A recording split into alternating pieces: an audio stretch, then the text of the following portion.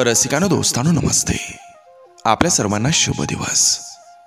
दोस्तानो, एकदा एका व्यक्तीला मरण आलं. नातेवाईकांनी लगेच त्याचं शरण रचलं. जो तो अंत्यविधीसाठी धावायला लागला. मृत व्यक्ती सरणावरून सारं व्हायला लागली.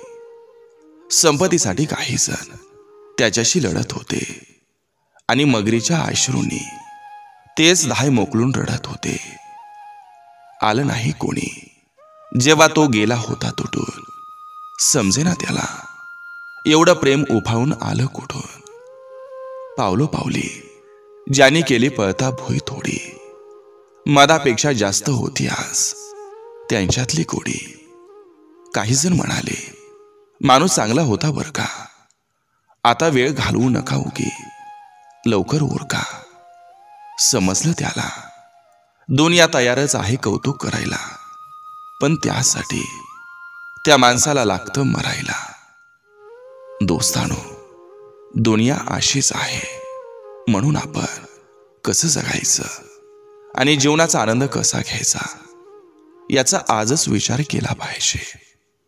नक्की करा. चला, आजही आपल्यासाठी सुंदर विचारांची ही शिदोरी, ही मालिका अशीच पुढे घेऊन आलोय. चला करूया सुरुवात सुंदर विचारांना, सुंदर सुविचारांना.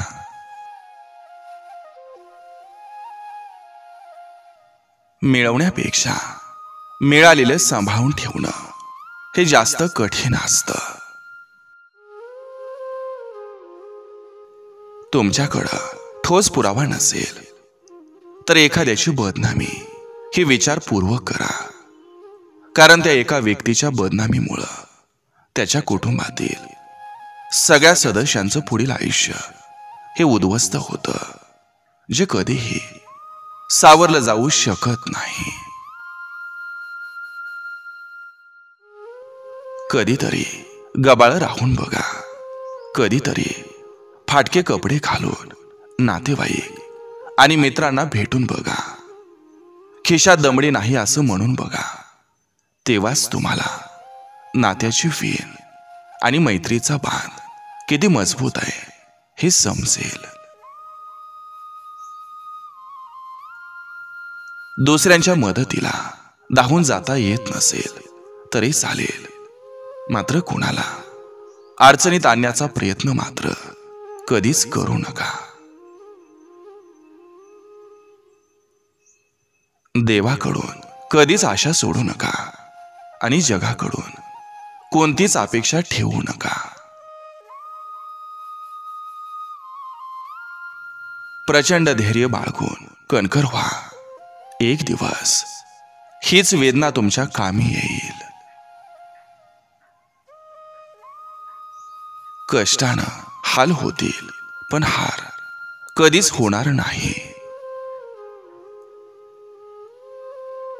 जगात कोणीच धुतल्या तांदळासारखा नाही, तरी प्रत्येक जण दुसऱ्याच्या बाबतीतली खिचडी शिजवण्यात व्यस्त असतो.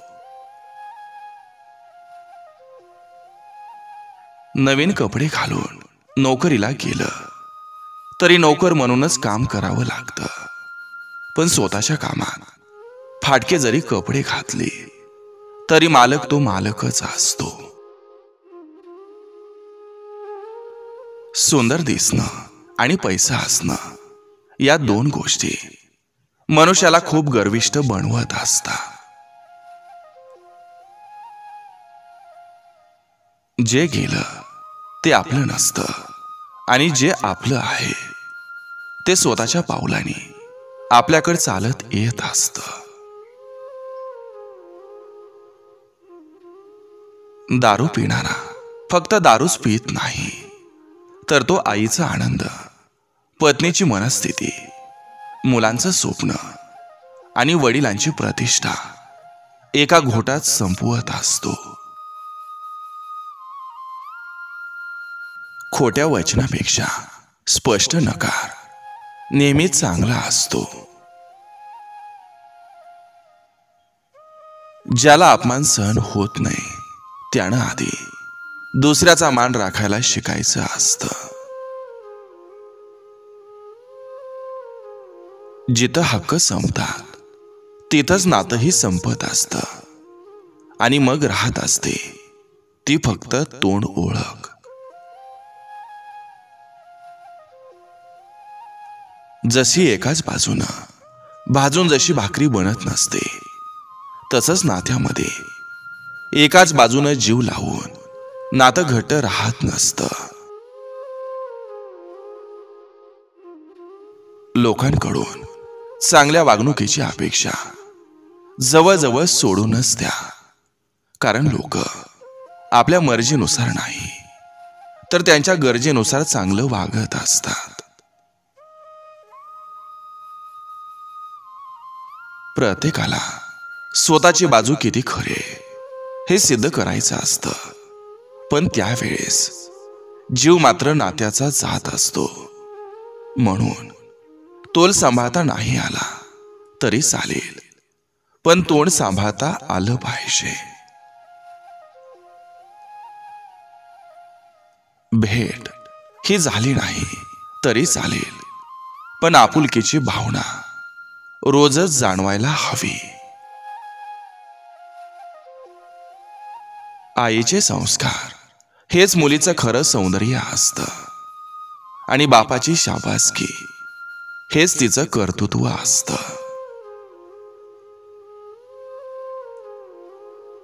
सोबत असणाऱ्या व्यक्तीपेक्षा मनाच्या कोपऱ्यात घर करून राहणारी व्यक्ती आपल्याला जास्त प्रिय असते.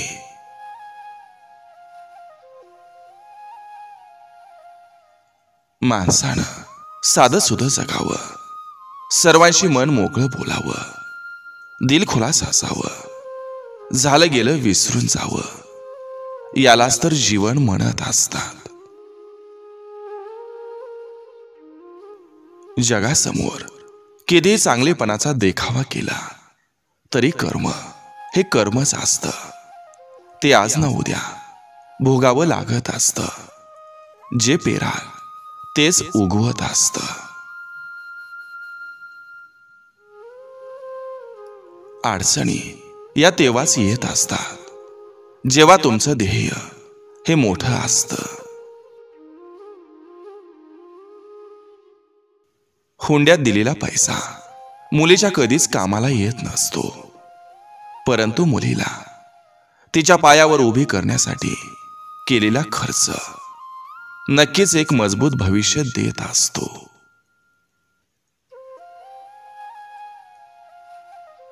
या जगात आनंदानं जगायचं असेल तर जास्त काहीच करू नका. फक्त कुणाच्या बोलण्याकडं, कुणाच्या टोमण्याकडं बिलकुल लक्ष देऊ नका.